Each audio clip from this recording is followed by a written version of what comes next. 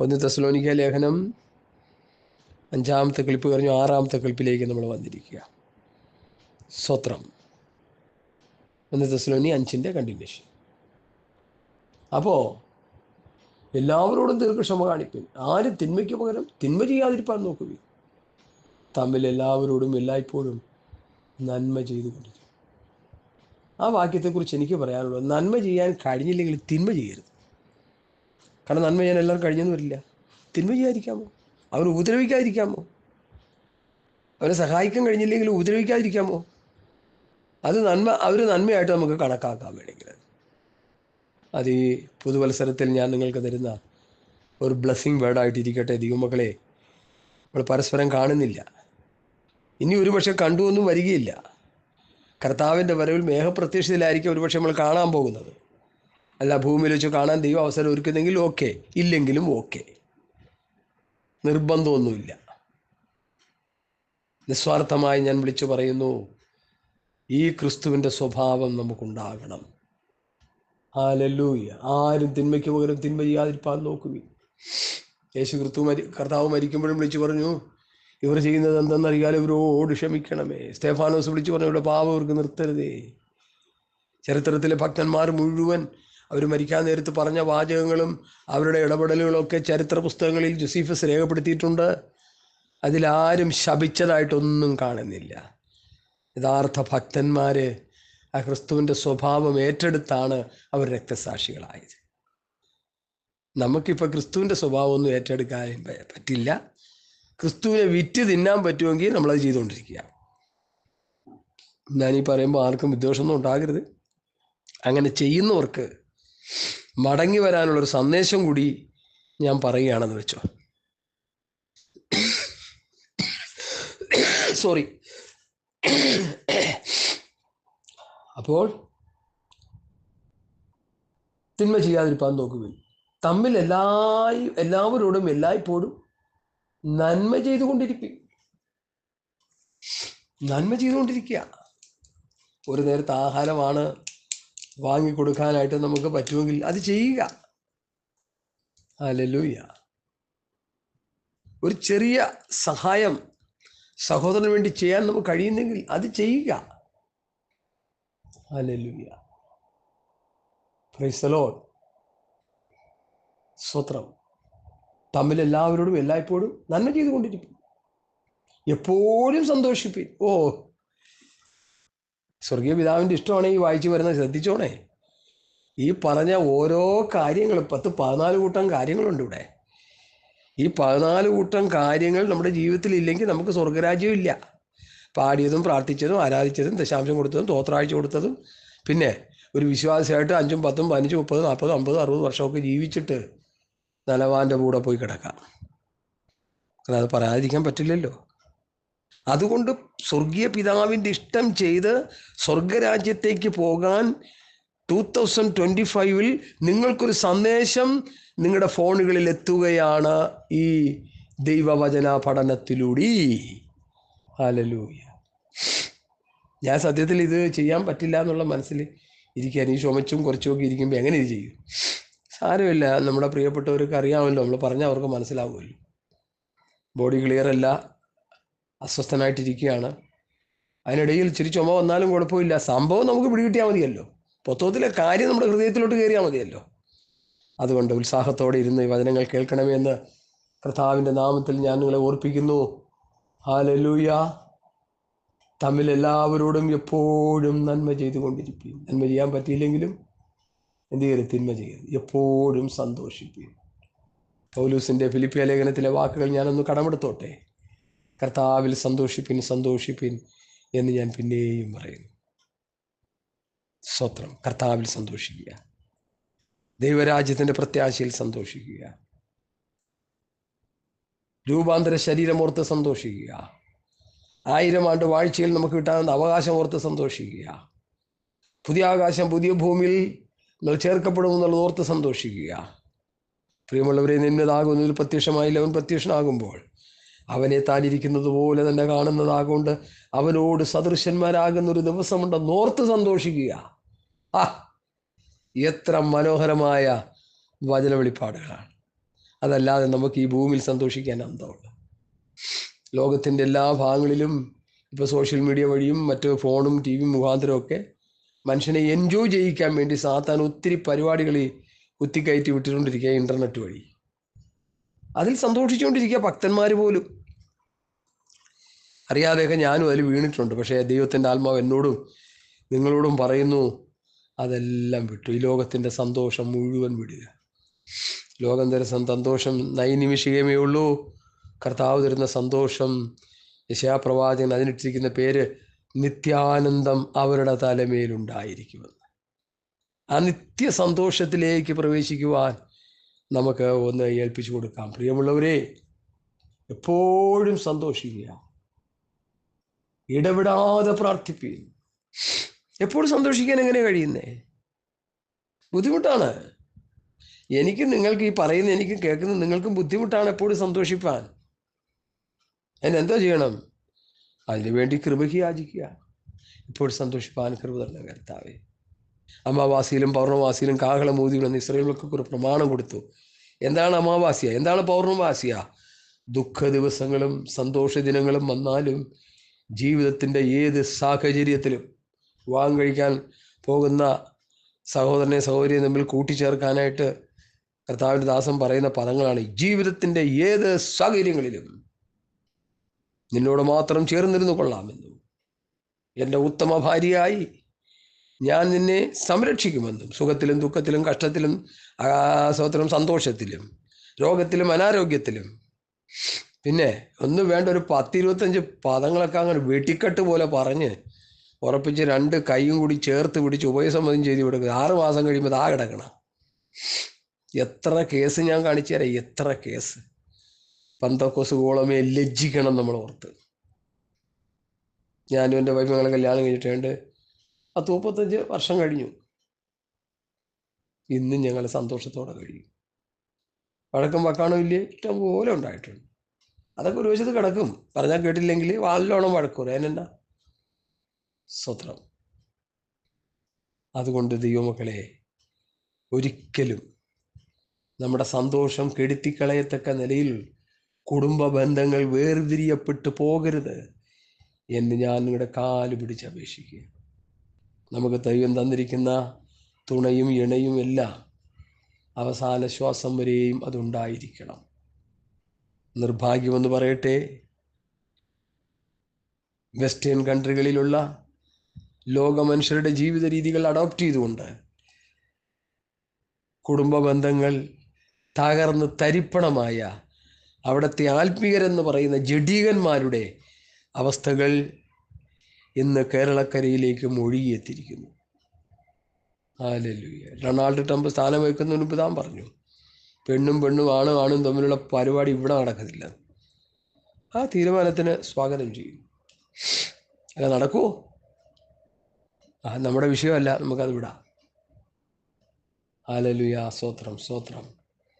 ഇവിടെ എറണാകുളം പട്ടണത്തിൽ വരെ എത്തി ആ പ്രവൃത്തികൾ. ഞാനിപ്പോൾ സാധാരണ പ്രസംഗിച്ചുകൊണ്ടിരിക്കുന്നത് അതിവിദൂര ഭാവിയിൽ വിവാഹം എന്നുള്ളത് നിലയ്ക്കാൻ പോവാം.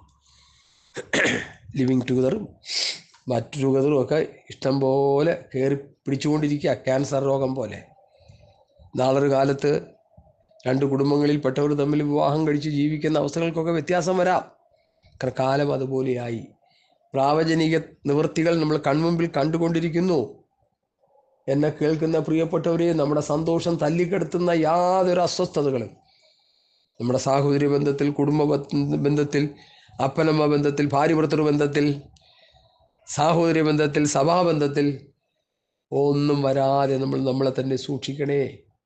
ലോകത്താലുള്ള കളങ്കം പറ്റാതെ നമ്മളെ കാത്തുകൊള്ളണമേ. ഇന്നതാകും ഇവരെ പ്രത്യക്ഷമായില്ല. അവൻ പ്രത്യക്ഷനാകുമ്പോൾ അവനെ താനിരിക്കുന്ന പോലെ തന്നെ കാണുന്നുണ്ട്. അവനോട് സദൃശന്മാരാകും. അവൻ ഈ പ്രത്യാശയുള്ളവൻ താൻ നിർമ്മലനായിരിക്കുന്ന പോലെ തന്നെ നിർമ്മലീകരിച്ചുകൊണ്ടിരുന്നോണേ. നമ്മളെ തന്നെ നിർമ്മലീകരിക്കണേ. മറ്റുള്ളവരെ നിർമ്മലീകരിക്കാൻ പോകണ്ട, തന്നെ ഇടം കിട്ടത്തില്ല. അങ്ങനെ നിർമ്മലീകരിക്കാൻ പോകുന്ന സമയത്ത് കർത്താവ് ഒന്ന് അവയും കൊണ്ടുപോകും. നമ്മുടെ കാര്യം പോക്കായി. സ്വയം ആത്മപരിശോധന നടത്തുക ഈ വചനം കേൾക്കുമ്പോൾ. ഹല്ലേലൂയ. പ്യുവർ വചനമാണ് ഞാൻ ഈ പറയുന്നത്. ഒരു മായവും ഇല്ല ഇതിന്. പിതാവ് പുത്രന് കൊടുത്തു, പുത്രനത് അപ്പോസ്തലന്മാരെ ഏൽപ്പിച്ചു. യോഹന്നാന്റെ സുവിശേഷം 17-ാം അധ്യായത്തെക്കുറിച്ച് നല്ലൊരു പഠനം, ഒരു 2-3 ക്ലിപ്പ് ഞാൻ ചെയ്യണമെന്ന് കർത്താവിൽ ശരണപ്പെട്ടിരിക്കുക. മുമ്പ് അത് ചെയ്തിട്ടുണ്ടെങ്കിലും അതിനേക്കാൾ ആശയഗംഭീരമായ നിലയിലത് കർത്താവിൻ്റെ ഹൃദയത്തിൽ പിന്നെയും പകർന്നു തന്നുകൊണ്ടിരിക്കുന്നു. അത് വളരെ താമസം കൂടാതെ നമുക്ക് പ്രതീക്ഷിക്കാം. എന്നെ കേൾക്കുന്ന പ്രിയപ്പെട്ടവരെ, കർത്താവിൽ സന്തോഷിപ്പിൻ, ഇടവിടാതെ പ്രാർത്ഥിപ്പിൻ. പഴയ നിയമത്തിലെ ഭക്തൻ ദാവീദ് പറഞ്ഞു, ഞാൻ രാവിലെ ഉച്ചയ്ക്കും വൈകുന്നേരവും സങ്കടം ബോധിപ്പിച്ച് കരയും. നമുക്കിപ്പോൾ കരയാൻ സമയമില്ല, നമുക്ക് ചിരിക്കാനേ സമയമുള്ളൂ.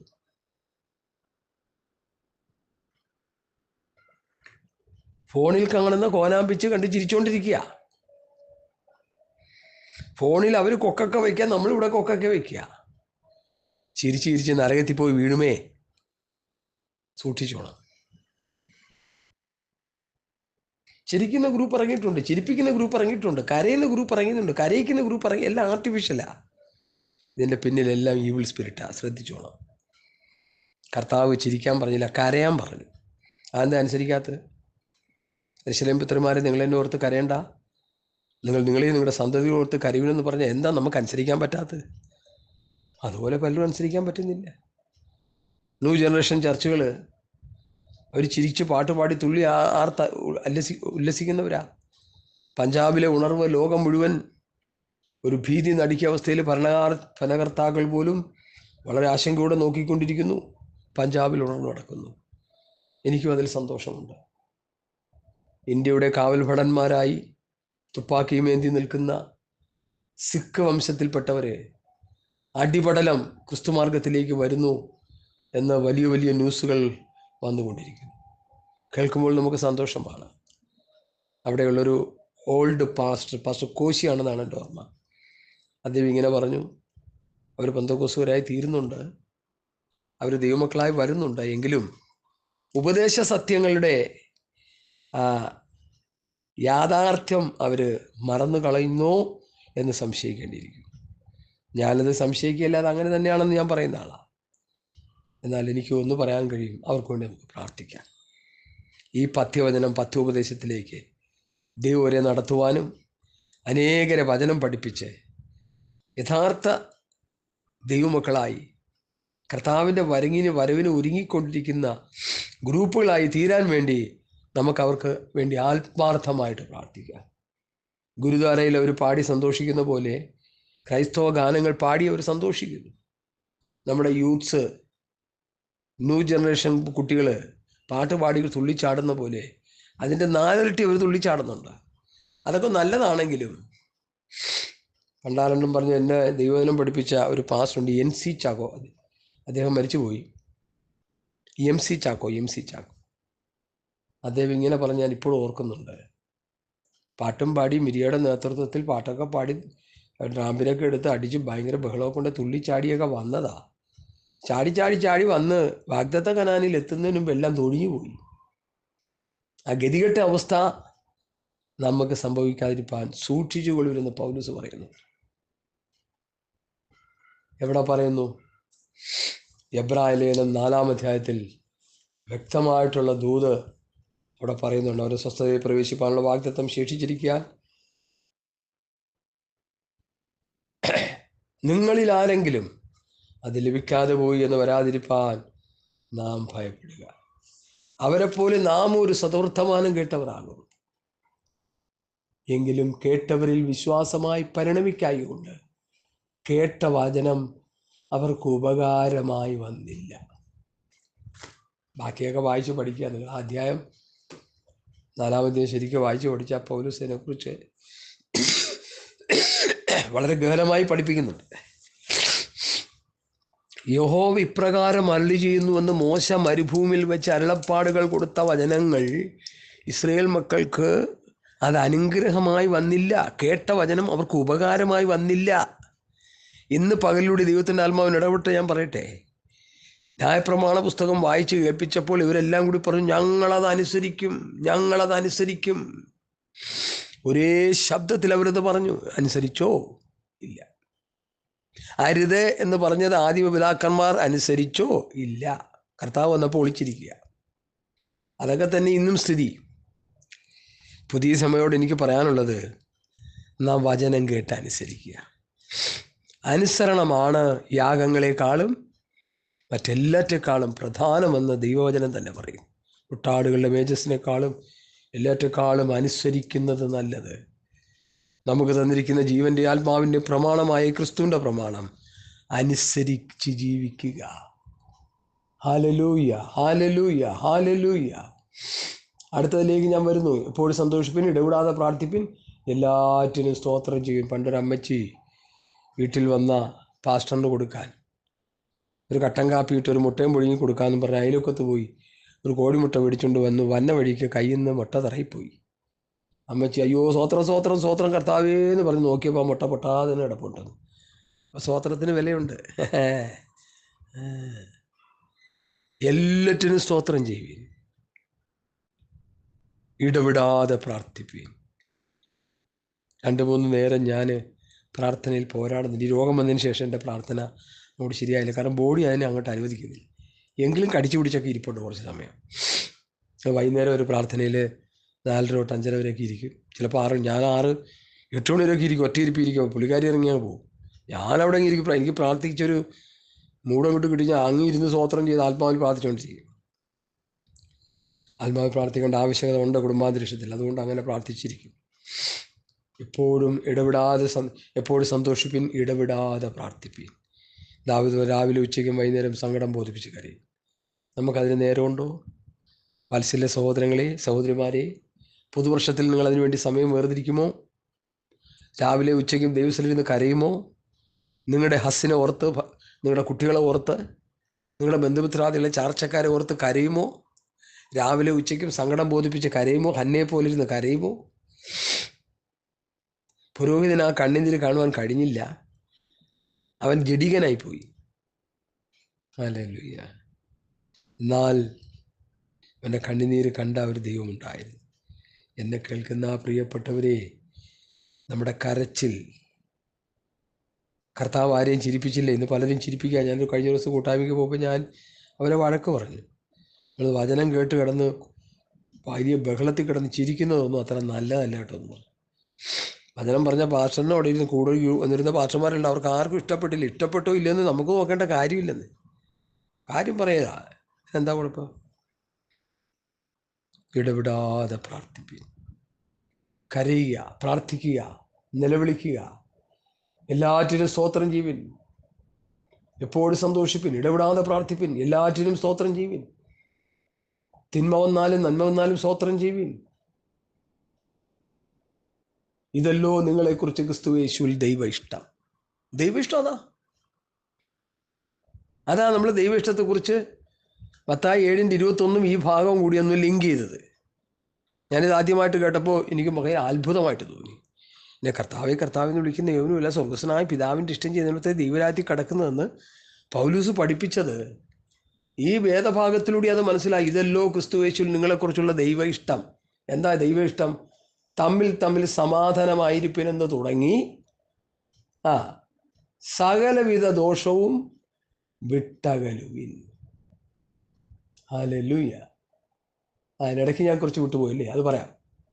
ഇതല്ലോ നിങ്ങളെക്കുറിച്ചുള്ള ക്രിസ്തു യേശുവിൽ ദൈവ ഇഷ്ടം. ആത്മാവിനെ കെടുക്കരുത്. പൗലൂസ് തിമോഥെയോസിനെ എൻ്റെ കൈവപ്പിനാൽ നിന്നിൽ കിട്ടിയ ആത്മാവിനെ ജ്വലിപ്പിക്കണം, കെടുത്തിക്കളയരുത്. ഇന്ന് അന്യഭാഷ മാത്രമുള്ള ആത്മാവ് പോയിട്ട് വർഷങ്ങളായി. ഇപ്പോഴും അന്യഭാഷ പറഞ്ഞുകൊണ്ടിരിക്കുക. ജീവിതമൊന്നുമില്ല. വൃക്ഷത്തെ ഫലം കൊണ്ട് തിരിച്ചറിയാം. ഫലമാണെങ്കിൽ കാഞ്ഞിരം പോലെ കഴിച്ചുകൊണ്ടിരിക്കുക. അന്യഭാഷയ്ക്ക് ഒരു കുറവുമില്ല. ഗുണമില്ല. മടങ്ങി വരണം. ഹല്ലേലൂയ. പ്രവചനം തുച്ഛേരി സകല ശോധന നല്ല മുറുകെ പിടിപ്പിന് സകലവിധ ദോഷവും വിട്ടകലുവിൻ. ഹല്ലേലൂയ. ഇതല്ലോ നിങ്ങളെക്കുറിച്ചുള്ള ദൈവ ഇഷ്ടം. പ്രവചനം തുച്ഛീകരിക്കരുത്. യഥാർത്ഥ പ്രവചനം ഇന്നുണ്ട്. എന്താ പ്രവചനം? യൂദയും ശിലാസും പ്രവാചകന്മാരാകിയാൽ പല വചനങ്ങളെ കൊണ്ട് പ്രബോധിച്ചുറപ്പിച്ചു. ഞാനിപ്പോൾ ഈ വചനം പറഞ്ഞുകൊണ്ടിരിക്കുമ്പോൾ നിങ്ങൾ കണ്ണടച്ച് ധ്യാനിച്ചത് കേട്ടുകൊണ്ടിരുന്നാൽ നിങ്ങളോടുള്ള സന്ദേശങ്ങളായി, പ്രവചനങ്ങളായി ഈ വാക്യങ്ങൾ വെളിപ്പെട്ടു വരും. അതേക്കുറിച്ചിട്ട് വായിച്ച് ധ്യാനിച്ച് ആ വചനം എന്നോട് ഇടപെട്ടത് ആ ദേവദാസൻ കേരളത്തിൽ ഇരുന്നുകൊണ്ട് പറഞ്ഞതാണ്. കർത്താവേ, എൻ്റെ ഹൃദയത്തിൽ അത് വന്നലച്ചു. വചനത്തിനു മുമ്പാകെ ഞാൻ എന്നെ സമർപ്പിക്കുന്നു പറഞ്ഞ് സ്തോത്രം ചെയ്ത് ഏൽപ്പിച്ചു കൊടുത്ത് വചനപ്രകാരം ജീവിച്ച് ശുദ്ധീകരണം പ്രാപിച്ച സംഗതി ഒക്കെ അങ്ങനെ ഓരോ ദിവസവും നടന്നുകൊണ്ടിരിക്കണം കർത്താവിൻ്റെ വരവ് വരെ. അതാ ദൈവം നമ്മെക്കുറിച്ച് ആഗ്രഹിക്കുന്നത്. ഇന്ന് അങ്ങനെയുള്ള സംഭവങ്ങളൊന്നും ഇല്ല. ഒരു കർമ്മം എന്നുള്ള നിലയിൽ കൂട്ടായ്മയ്ക്ക് പോവുക, ഞായറാഴ്ച സഭയുടെ മീറ്റിംഗ്, വെള്ളിയാഴ്ച ഉപവാസ പ്രാർത്ഥന, കോട്ടേജ് മീറ്റിംഗ്, കൺവെൻഷൻ, ഉപവാസ പ്രാർത്ഥന, ഇങ്ങനെ പെന്തക്കോസ് പാരമ്പര്യങ്ങൾ നമ്മൾ നിറവേറ്റിക്കൊണ്ടിരിക്കുന്നു. ഇതിലൊന്നും ആത്മാർത്ഥതയില്ല, ഇതിലൊന്നും ശുദ്ധീകരണം പ്രാപിക്കാൻ കഴിയുന്നില്ല, ഇതിൽ ആത്മീയ വളർച്ചയില്ല, ആത്മീയ വർധനമില്ല, ആത്മീയ നിറവില്ല. സംഗതി കൂട്ടായ്മകൾ ഇഷ്ടം പോലെ നടക്കുന്നുണ്ട്, അത് വിശ്വാസികൾക്ക് പ്രയോജനമായി ഭവിക്കുന്നില്ല എന്നൊരു വലിയ വേദന എൻ്റെ ഹൃദയത്തിൽ തളം കെട്ടിക്കിടക്കുന്നു. അതുകൊണ്ട് ഞാൻ ആത്മാർത്ഥമായിട്ട് പറയട്ടെ, തമ്മിൽ സമാധാനമായിരിപ്പിനെന്ന് തുടങ്ങി, സ്തോത്രം, പ്രവചനം തുച്ഛീകരിക്കരുത്, സകലവും ശോധനയും നല്ലത് മുറുകെ പിടിപ്പീൻ, സകലവിധ ദോഷവും വിട്ടകലുവീൻ. ഇതല്ലോ ക്രിസ്തുവേശുവിൽ നിങ്ങളെക്കുറിച്ചുള്ള ദൈവ ഇഷ്ടം. എൻ്റെ കർത്താവെ കർത്താവെ എന്ന് വിളിക്കുന്ന ഏവനുമല്ല, സ്വർഗസ്നായ പിതാവിൻ്റെ ഇഷ്ടം ചെയ്യുന്നിടത്തെ ദൈവരാധിക്കട്ടെ. അപ്പം ദൈവ ഇഷ്ടം ഇതാ.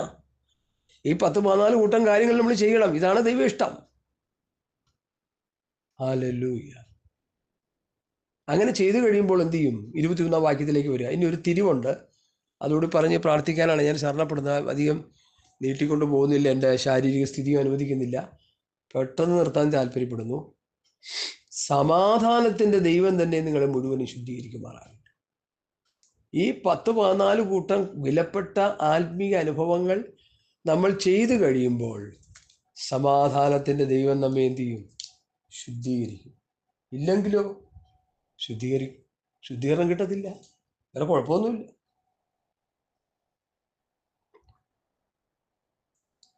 ശുദ്ധീകരണം കിട്ടണമോ? വചനമനുസരിക്കണം. തമ്മിൽ സമാധാനമായിരിപ്പിനെന്ന് തുടങ്ങി സകലവിധ ദോഷവും വിട്ടകലുവിൻ എന്നുള്ള കർത്താവായ യേശുക്രിസ്തുവിൻ്റെ പഥ്യവചനം, ഭക്തിക്കൊത്ത ഉപദേശം, പൗലോസുടെ ആത്മാവിൽ വിരചിതമായ ഈ ഉപദേശങ്ങൾ നമ്മൾ അനുസരിച്ച് ജീവിച്ചു കഴിയുമ്പോൾ സമാധാനത്തിൻ്റെ ദൈവം നിങ്ങളെ മുഴുവനും ശുദ്ധീകരിക്കുമാറാകട്ടെ. നിങ്ങളുടെ ആത്മാവും പ്രാണനും ദേഹവും അശേഷം നമ്മുടെ കർത്താവായ യേശുക്രിസ്തുവിൻ്റെ പ്രത്യക്ഷതയിൽ അനന്യമായി വെളിപ്പെടുവണ്ണം കാക്കപ്പെടുമാറാകട്ടെ. ദേഹം തീ, ആത്മാവെന്നാണ് പറഞ്ഞു വരുന്നത്. അതിനെക്കുറിച്ചൊരു ഭാഷ പറഞ്ഞത് ഇങ്ങനെയാണ്: അത് ദേഹത്തിന് വേണ്ടി കിടന്ന് ഓടുന്നുകൊണ്ടാണ് നമ്മൾ പറഞ്ഞ് അങ്ങനെ ആക്കിയത്. ഇവിടെ എഴുതി വെച്ചിരിക്കുന്ന ആത്മാവാണ് പ്രാധാന്യം. അതുകൊണ്ട് ആത്മാവും പ്രാണനും ദേഹവും അശേഷം നമ്മുടെ കർത്താവായ യേശുക്രിസ്തുവിൻ്റെ പ്രത്യക്ഷതയിൽ വെളിപ്പെടുവണ്ണം കാക്കപ്പെടുമാറാകട്ടെ.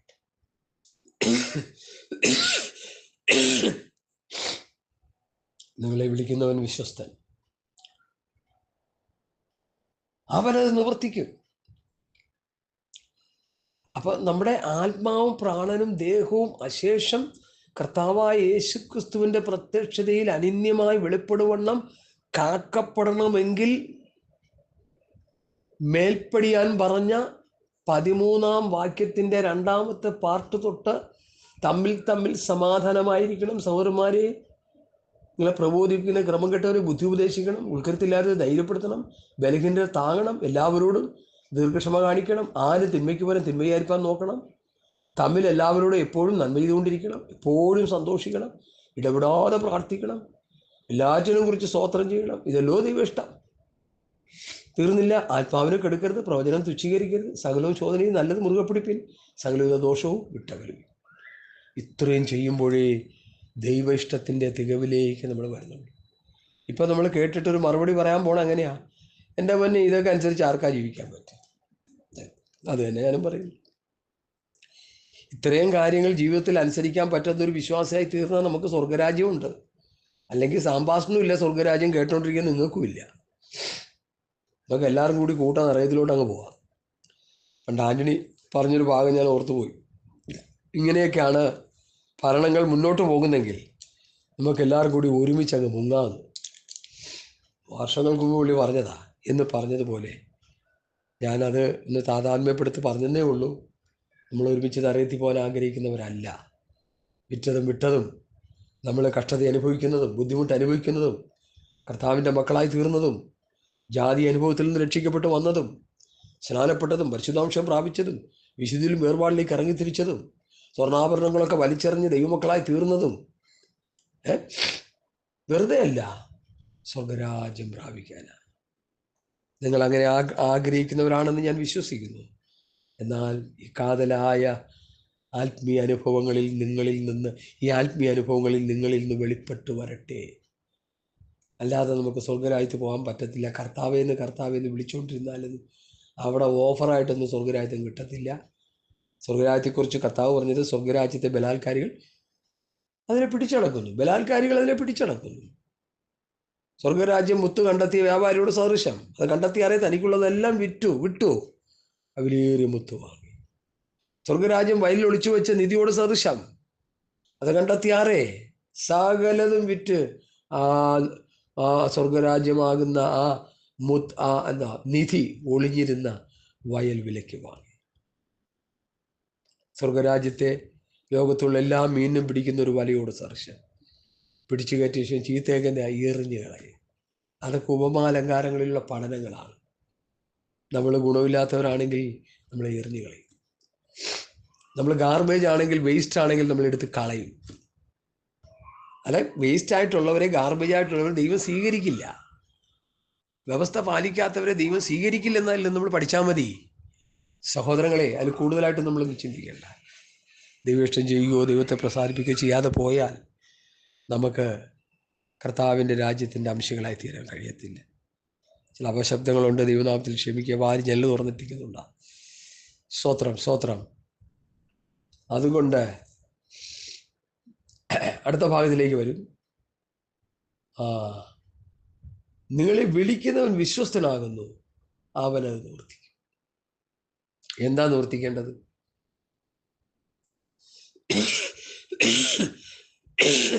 നിവർത്തിക്കേണ്ടത് എന്താ?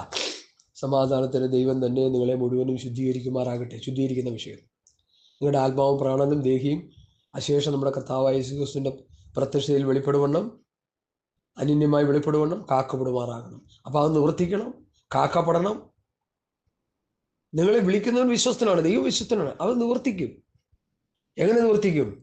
തമ്മിൽ സമാധാനമായി ഇരിപ്പിൻ എന്ന് പറഞ്ഞു തുടങ്ങുന്ന ആ വാക്യം തൊട്ട് 13-ന്റെ 2-ാം പാർട്ട് തൊട്ട് 22-ാം വാക്യമായ സകലവിധ ദോഷവും വിട്ടകലുവിൻ എന്നുള്ള ഈ ഘനമായ ഉപദേശ സത്യങ്ങൾ നമ്മൾ അനുസരിച്ച് കഴിയുമ്പോൾ സമാധാനത്തിൻ്റെ ദൈവം മുഴുവനും നിങ്ങളെ ശുദ്ധീകരിക്കും. ഇല്ലെങ്കിൽ ശുദ്ധീകരിക്കില്ല. നിങ്ങളുടെ ആത്മാവും പ്രാണനും ദേഹവും അശേഷം നമ്മുടെ കർത്താവായ യേശുക്രിസ്തുവിന്റെ പ്രത്യക്ഷതയിൽ അനന്യമായി വെളിപ്പെടുവണ്ണം കാക്കപ്പെടുമാറാകട്ടെ. ഇല്ലെങ്കിൽ കാക്കപ്പെടത്തില്ല. നിങ്ങളെ വിളിക്കുന്നവൻ വിശ്വസ്തനാകുന്നു, അവനത് നിവർത്തിക്കും. മേൽപ്പടിയാൻ പറഞ്ഞ കാര്യങ്ങൾ നമ്മൾ ചെയ്തു കഴിയുമ്പോൾ കർത്താവ് അത് നിവർത്തിക്കും. ഇത് ചിന്തിച്ചു നോക്കിയേ. അങ്ങനെയെങ്കിൽ ആര് പോകും സ്വർഗത്തിൽ? ചിന്തിച്ചേ. ഞാൻ സാധാരണ പറയാറുള്ളത്, റോമാലേഖനം 6-ാം അധ്യായത്തിലൂടെ കയറി ഇറങ്ങണം. 1 തെസ്സലോനി 5-ാം അധ്യായത്തിൻ്റെ ഈ 13 വാക്യം തൊട്ട് 27 വരെയുള്ള വാക്യത്തിൽ കയറി ഇറങ്ങണം. ഇതിലൂടെ സഞ്ചരിക്കണം. ഈ ആത്മീയ അനുഭവങ്ങൾ നമുക്കുണ്ടാകണം. കർത്താവേ എന്ന് വിളിച്ചുകൊണ്ടിരിക്കുന്ന ഒരു ഗുണവുമില്ല. എന്തൊക്കെ വായെടുത്ത കർത്താവേ നല്ല കാര്യമാണ് വിളിക്കേണ്ടത്. ഞാൻ പറയുന്നില്ല, വിളിച്ചോളൂ. ശ്രീ സ്വർഗീയ പിതാവിൻ്റെ ഇഷ്ടം ചെയ്ത് എത്തിനയ്ക്ക് വേണ്ടി ഒരുങ്ങാൻ എത്ര പേര് ഏൽപ്പിച്ചു കൊടുക്കും. ഞാൻ എൻ്റെ വാക്കുകളെ പരിമിതപ്പെടുത്തുന്നു. ഒത്തിരി എലാർജി ചെയ്ത് വരുന്നുണ്ട് വിഷയങ്ങൾ പറയാൻ. താവിൻ്റെ ഒരു താമസമെങ്കിൽ വേറൊരു സന്ദർഭത്തിലാകാമല്ലോ. സകല സഹോദരന്മാരെയും വിശുദ്ധ ചുംബനത്താൽ വന്ദനം ചെയ്യും. കർത്താവാണ് സഹോദരന്മാരൊക്കെയും ലേഖനം വായിച്ച് കേൾപ്പിക്കണം. ഇതൊരു സർക്കുലർ ലേഖനമായിട്ടാണ് ഇരിക്കുന്നത്. സകല സഭകളിലും ഇത് വായിച്ചു കേൾപ്പിക്കുന്നു. നിർഭാഗ്യമെന്ന് പറയട്ടെ, സങ്കീർത്തനം പഠിപ്പിച്ച് പഴയ നിയമത്തിലെ മോശെ, ഏലിയാവും ദാവീദും ഗോലിയാത്തും വെട്ടും കൂത്തും ഉടച്ചക്രം എല്ലാം കഴിഞ്ഞ് അവസാനം കർത്താവിൻ്റെ മേശ എടുത്തു കഴിഞ്ഞ്, മേശയ്ക്ക് മുമ്പും പറയത്തില്ല, എടുത്തു കഴിഞ്ഞ് വിശുദ്ധ ചുംബനം ചെയ്യാൻ നേരത്ത് ബഹുമാനപ്പെട്ട പാസ്റ്റർമാർ പറയും, സകല സഹോദരന്മാരെയും വിശുദ്ധ ചുംബനത്താൽ വന്ദനം ചെയ്യുവീൻ. കർത്താവാണേ സഹോദരന്മാരൊക്കെയും ലേഖനം വായിച്ചു കേൾപ്പിക്കണം. 1 തെസ്സലോനി 5-ന്റെ 26-27 വാക്യങ്ങളാണ് നാം വായിച്ചു കേട്ടത്. കത്തോലിക്ക പള്ളി പറയുന്ന പോലെ നാം ഇപ്പോൾ പറഞ്ഞത് ദൈവവചനമാകുന്നു. ദൈവവചനം ഏത്, ലോകവചനം ഏത് ഒന്നും അറിഞ്ഞൂടാത്ത ആൾക്കാരല്ലേ വന്നിരിക്കുന്നത്. ആ ഗതികെട്ട അവസ്ഥയിലേക്ക് നമ്മൾ മാറിയില്ലേ? ലജ്ജിക്കണം നമ്മൾ. ഇത് പുതിയ നിയമയ്ക്ക് അപ്പോസ്തലന്മാർ തന്നിരിക്കുന്ന ശക്തമായ പ്രമാണമാണിത്. ഹല്ലേലൂയ. സകല സഹോദരന്മാരെ വിശുദ്ധ ജപനം ചെയ്യുവിൻ, കർത്താവാണെ ആണയിട്ട് പറയുക. സഹോദരന്മാരൊക്കെയും ഈ ലേഖനം വായിച്ചു കേൾപ്പിക്കണം. 1 തെസ്സലോനി കർത്താവിൻ്റെ വരവിനെ കുറിച്ച്, 2 തെസ്സലോനി യേശുക്രിസ്തുവിൻ്റെ പ്രത്യക്ഷതയെക്കുറിച്ച്. ഇത് വായിച്ച് പഠിച്ചനുസരിച്ച് ജീവിക്കാതെ ഏത് സ്വർഗത്തിൽ പോകാൻ ഇരിക്കുക ബന്ധുക്കോസുകാർ? ഇത് പറയുമ്പോൾ കൊല്ലടാ അവനെ, കൊല്ലെന്ന്, അവനെ വെട്ടണമെന്നാ പറയണത്. ഇവരാള് ശരിയല്ല. ഇന്ന് വരച്ചാൽ എന്നെ വിളിച്ച് പറഞ്ഞു, നിങ്ങളാൾ ശരിയല്ല. ആയിക്കോട്ടെ, അത് നിങ്ങൾക്ക് എന്തെങ്കിലും ചെയ്യാൻ പറ്റുമോ? ഞാനൊന്നും ചെയ്യുന്നില്ല, അതങ്ങ് ചെയ്തോ. യൂതോട് പറഞ്ഞല്ലോ, നീ ചെയ്യുന്നത് അങ്ങ് നേരെ അങ്ങ് ചെയ്യ്. അപ്പൊ സത്യം വിളിച്ചു പറയുന്നവനെ നശിപ്പിക്കാൻ നോക്കുന്ന പിശാചിന്റെ തന്ത്രങ്ങളാണ്.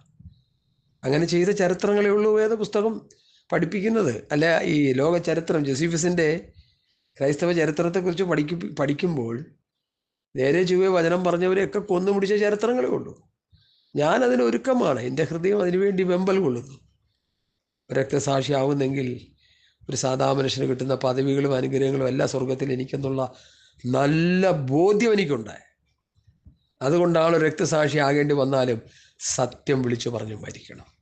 പിന്നെ ആത്മീയ ഗോളത്തിൽ ദൈവവചനമെടുത്ത് വിശുദ്ധിയുടെ അനുഭവങ്ങളെല്ലാം നഷ്ടപ്പെടുത്തി സ്വന്തം ലാഭത്തിന് വേണ്ടി പണമുണ്ടാക്കി കുഞ്ഞുങ്ങളെ പഠിപ്പിച്ച് പിന്നെ അവരുടെ പേരിൽ ഡിപ്പോസിറ്റ് ചെയ്ത് ഏക്കർ കണക്കിന് തോട്ടങ്ങളെല്ലാം വാങ്ങിക്കൂട്ടി അമ്പരചുംബികളായ വീടുകളെല്ലാം വെച്ച് ലോക മനുഷ്യനേക്കാൾ ലക്ഷറി ലൈഫ് നയിക്കുന്ന ജഡീകന്മാരായ പാസ്റ്റർമാർക്ക് ഈ സന്ദേശം ഒരു വെല്ലുവിളിയാകട്ടെ. Hallelujah, hallelujah. വിദേശത്ത് പോകുന്നതിനോ വിദേശയാത്ര ചെയ്യുന്നതിനോ ഒന്നും ഞാനെതിരല്ല.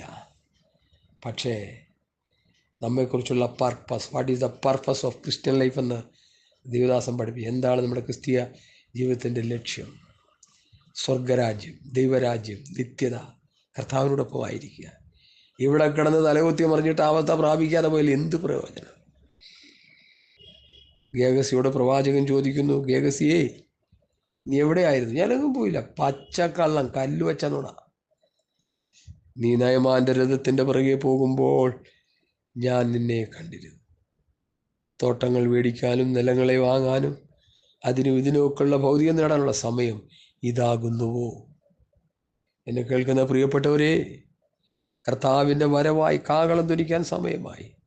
ഭൗതികം വാരിക്കോരിയിട്ട് നിന്റെ നിക്ഷേപം ഉള്ളിടത്ത് നിന്റെ ഹൃദയം ഇരിക്കുമെന്ന് ദൈവവചനം പറഞ്ഞതുപോലെ കേരളക്കരയെ കിടുകിടാവറപ്പിച്ച നല്ല ആത്മീക പൈതൃകമുള്ള ഒട്ടനവധി പാസ്റ്റർമാരെ എനിക്കറിയാം. അവരെൻ്റെ ആത്മീക ഗുരുക്കളായിരുന്നു ഒരു കാലഘട്ടങ്ങളിൽ, അവരെൻ്റെ ആത്മീക വഴികാട്ടികളായിരുന്നു ഒരു കാലഘട്ടങ്ങളിൽ. അവരുടെ പ്രസംഗം കേട്ട് ഞാൻ കിടുകിടാവറച്ചിട്ടുണ്ട്.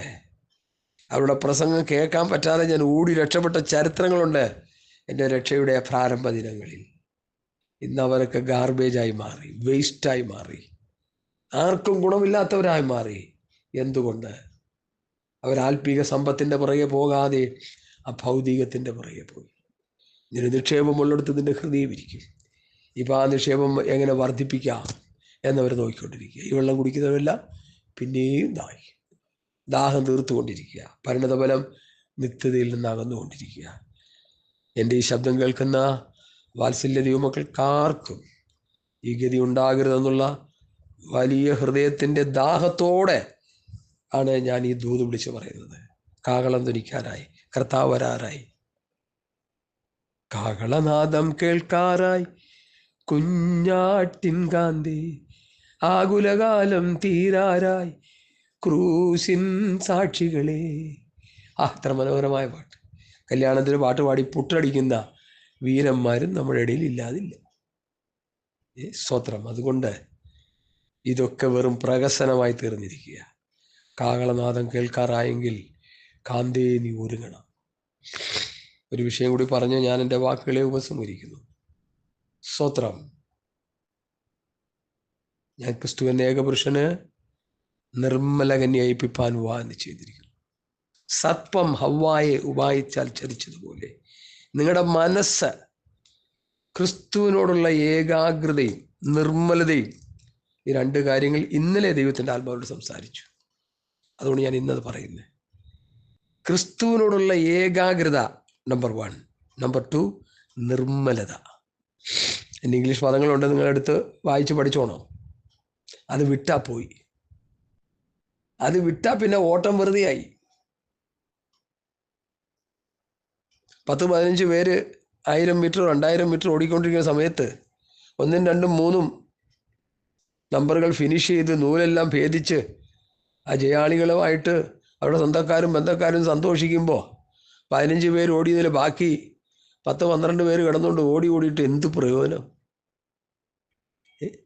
എടാ, കിരീടം മേടിച്ചു പോയി, അവൻ തലം വിട്ടു, അവന് കിരീടം കിട്ടി, അവൻ്റെ ഓട്ടം തികച്ചു. നീ വെറുതെ കിടന്ന് ഓടിയിട്ട് എന്താ കാര്യം? എന്നാൽ 3 ഫസ്റ്റ് വന്നാൽ കിട്ടത്തില്ലേ? 4 ഫസ്റ്റ് വന്നാൽ കിട്ടത്തില്ലേ? 4 സെക്കൻഡ് കിട്ടത്തില്ലേ? 5 തേർഡ് ഒരുമിച്ച് വന്നാൽ കിട്ടത്തില്ലേ?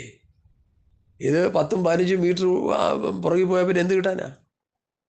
അതുകൊണ്ട് എൻ്റെ ഓട്ടവും ദൈവരുടെ സുവിശേഷത്തിന് സാക്ഷ്യം പറയേണ്ടതിന് കർത്താവായ യേശുക്രിസ്തു തന്ന ശുശ്രൂഷ തികയ്ക്കണമേ എന്നുള്ളൂ. ഞാൻ നല്ല പോർ പിടിച്ചു, ഓട്ടം തികച്ചു, വിശ്വാസം കാത്തു. ഇനി നീതിയുടെ ഖണ്ഡം എനിക്കായി വെച്ചിരിക്കുന്നു. എനിക്ക് മാത്രമല്ല, അവൻ്റെ പ്രത്യക്ഷയിൽ പ്രിയപ്പെട്ട ഏവർക്ക്. പൗലൂസ് നീതിയുടെ കിരീടത്തിന് വേണ്ടി ഓടി ഓട്ടം തികച്ചു, താൻ വിശ്രാമസ്ഥലത്ത് ചെന്നിരിക്കുക. എബ്രായലേഖനം 12-ാം അധ്യായത്തിൽ പൗലൂസ് പറയുന്നു, ഓട്ടം തികച്ച ഒരാളെയാണ് പൗലൂസ് അവിടെ എടുത്ത് കാണിക്കുന്നത്. ആരാ ഓട്ടം തികച്ചത്? കർത്താവായ യേശുക്രിസ്തു. ഹല്ലേലൂയ. അവർ ഓട്ടം തികച്ചു. നമുക്ക് മുമ്പിൽ വെച്ചിരുന്ന ഓട്ടം സ്ഥിരതയോടെ ഓടുക, വിശ്വാസത്തിൻ്റെ നായകനും പൂർത്തി വരുത്തുന്നതിനുമായി യേശുവിനെ നോക്കുക. എൻ്റെ മുമ്പിൽ വെച്ചിരുന്ന ഓട്ടം സ്ഥിരതയോടെ ഓടുക, വിശ്വാസത്തിൻ്റെ നായകനും പൂർത്തി വരുത്തുന്നതുമായ യേശു. Looking at Jesus. ഓട്ടം തികയ്ക്കാൻ വേണ്ടിയുള്ള ഓട്ടമാണ് പൗലൂസ് ഓടിയത്. അല്ല എങ്ങനെയെങ്കിലും ഓടി 10 ചക്രം ഉണ്ടാക്കാനുള്ള ഓട്ടമല്ല. അതിനെക്കുറിച്ച് എബ്രായലേഖനം 12-ാം അധ്യായത്തിൽ പറയുന്ന ഭാഗമാണ് ഞാൻ നിങ്ങളെ വായിച്ച് കേൾപ്പിച്ച് മെസ്സേജ് കൺക്ലൂഷൻ ചെയ്യാനായിട്ട് കർത്താവിൽ ആഗ്രഹം. എൻ്റെ ഒരു ഫേവറേറ്റ് മെസ്സേജാണത്. എപ്പോഴും വായിച്ച് കരയാറുണ്ട് ഞാൻ ആ മെസ്സേജ് വായിച്ച്. ഹല്ലേലൂയ. ആകയാൽ നാം സാക്ഷികളുടെ ഇത്ര വലിയൊരു സമൂഹം നമുക്ക് ചുറ്റും നിൽക്കുന്നുണ്ട്. സകലമാനവും മുറുകെ പറ്റുന്ന പാപവും വിട്ട് നമുക്ക് മുമ്പിൽ വെച്ചിരുന്ന ഓട്ടം സ്ഥിരതയോടെ ഓടുക, വിശ്വാസത്തിൻ്റെ നായകനും പൂർത്തി വരുത്തുന്നതിനുമായ യേശുവിനെ നോക്കുക. Looking unto Jesus the author and finisher. Finishing ചെയ്തത് യേശു മാത്രമേ ഉള്ളൂ. ഹാബേൽ തൊട്ട് ശമൂവേൽ പ്രവാചകന്മാർ വരെ പേരെടുത്ത് പറയുന്ന ബുക്ക് ഓഫ് ഹിബ്രുവിൻ്റെ 11-ാം ചാപ്റ്ററിൽ പറയുന്ന വിശുദ്ധന്മാരുടെ പട്ടികയിൽ ആരും ഓട്ടം തികച്ചില്ല. എല്ലാവരും അവിടെ കിടക്കുക. എന്നാൽ യേശുവിനെ നോക്കാനായിട്ട് പറയുന്നത് എന്താ? ഹാബേലിനെ നോക്കരുത്, മോശയെ നോക്കരുത്, യോസെഫിനെ നോക്കരുത്, ദാവീദിനെ നോക്കരുത്. ശലോമിൻ്റെ പരിപാടി കഴിഞ്ഞു. ഗോത്രപിതാവായ യാക്കോബിനെ നോക്കരുത്, യോസെഫിനെ നോക്കരുത്, മഹാന്മാരായ ആരെയും നിങ്ങൾ നോക്കരുത്. Looking unto Jesus. Jesus ആരാ? The author and finisher. ഓട്ടം തികച്ചവൻ. അതാ പൗലൂസ് പറയുന്നത്, ഓട്ടം തികച്ചവനെ നോക്കി ഓടാൻ. തോറ്റ് തൊപ്പിയിട്ട് കിടക്കുന്ന ഇന്നത്തെ രാഷ്ട്രീയ ലീഡർമാർ, പൊളിറ്റിക്കൽ ലീഡറിനേക്കാളും ഗതികെട്ട് നടക്കുന്നവരെ നോക്കരുത്. നിങ്ങളെ പാപം ചെയ്തും അനീതിയിലും അശുദ്ധിയിലും കിടന്ന് പന്നി മറിയുന്ന പോലെ മറിയുന്ന, ഇത് പറയാൻ വളരെ ലജ്ജയാവുന്നു. ആരെയും നോക്കരുത്. എന്നെപ്പോലും നിങ്ങൾ നോക്കരുത്. യേശുവിനെ നോക്കണം.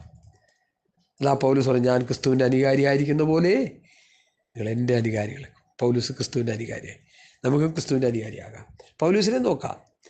പൗലൂസ് കരതീർന്ന ഒരു ഭക്തനായിരുന്നു. 3 പ്രാവശ്യം തള്ളിക്കളഞ്ഞ പത്രോസ് പോലും തലകീഴായി ക്രൂശിക്കാൻ ഏൽപ്പിച്ചു കൊടുത്തപ്പോൾ അവനും ഭക്തന്മാരുടെ ലിസ്റ്റിൽ തന്നെ. രക്തസാക്ഷികളായവരെല്ലാം വിശ്രാമ സ്ഥലത്ത് വിശ്രമിക്കുമ്പോൾ കഷ്ടപ്പാടുകളും ബുദ്ധിമുട്ടുകളും പ്രയാസങ്ങളും കണ്ണുനീരും വിലാപങ്ങളും അനുഭവിച്ച് അവർ ക്രിസ്ത്യ ജീവിതം തികച്ചപ്പോൾ ഇവിടെ കുറേ സൂഹ്യന്മാർ ഇറങ്ങിയിരിക്കുക കാശുണ്ടാക്കാൻ. സുവിശേഷം പറഞ്ഞ് കാശുണ്ടാക്കി നിൻ്റെ ദാരിദ്ര്യം മാറ്റും, നിൻ്റെ കഷ്ടത മാറ്റും, നിൻ്റെ കണ്ണീര് മാറ്റും, നിനക്ക് വണ്ടി തരും, കിണ്ടി തരും, അത് തരും, ഇത് തരും എന്നൊക്കെ പറഞ്ഞ് പ്രസംഗിച്ചു കൂട്ടി ഇവർക്കിത് കിട്ടുകയും ചെയ്യും. ഇതിൻ്റെ നന്മകൾ വാങ്ങി സൂഹിക്കുന്ന സൂഹ്യന്മാരെ ഓർത്തുകൊള്ളുക. നിങ്ങൾക്ക് വരാൻ പോകുന്ന അവസ്ഥ വായിക്കാൻ സമയമില്ല. ഞാൻ സംസാരിക്കാനിരുന്ന അങ്ങനെയാണെങ്കിൽ വാതോരാതെ ഇങ്ങനെ കർത്താവ് വചനങ്ങളെ തരുന്നു. 2 പത്രോസിൻ്റെ ലേഖനം 1 മുതൽ അവസാനം വരെയുള്ള അധ്യായങ്ങളിൽ വായിച്ചു. നിങ്ങൾക്ക് വരുന്ന ഗതികെട്ട അവസ്ഥ, കള്ളപ്രവാചകന്മാരും ദുരുപദേഷ്ടാക്കന്മാർക്കും വരുന്ന ഗതികെട്ട അവസ്ഥ, എൻ്റെ മാന്യ ശ്രോതാക്കൾ വായിച്ചു പഠിച്ച് നിങ്ങൾ സഭകളിൽ അത് പ്രസംഗിക്കുക. സഭയ്ക്കൊരു നവീകരണം ഉണ്ടാകട്ടെ. ആഗോള വ്യാപകമായി സഭ ഉണർത്തപ്പെടട്ടെ. സഭ ശക്തി ആർജിക്കട്ടെ. ഹല്ലേലൂയ. സ്വർഗത്തിലെ ദൈവം ഈ വചനങ്ങളാൽ നമ്മെ അനുഗ്രഹിക്കട്ടെ. ആമേൻ, ആമേൻ, ആമേൻ, ആമേൻ, ആമേൻ, ആമേൻ. സ്തോത്രം, സ്തോത്രം, സ്തോത്രം, സ്തോത്രം.